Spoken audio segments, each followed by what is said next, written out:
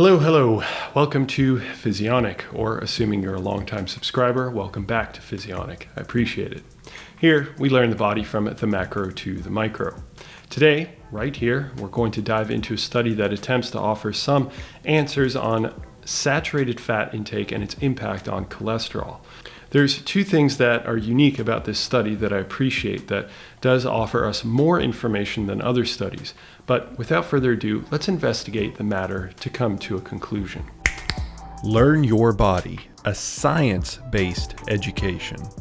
The researchers of this study recruited 61 participants and randomized them into two groups. Both groups consumed their regular diet, but with additionally prepared muffins. One group received muffins containing saturated fat, and the other group consumed muffins containing polyunsaturated fat. Here's one of the unique aspects of the study, though. The muffins were identical in macronutrient composition: carbohydrates, total fat, protein, and calories.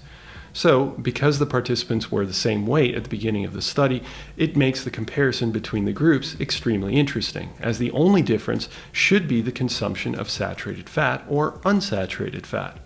So, over 8 weeks, these men and women consumed their respective muffins throughout the day, along with their diet, and achieved a slight increase in body weight in both groups. Alright, what did the researchers find out?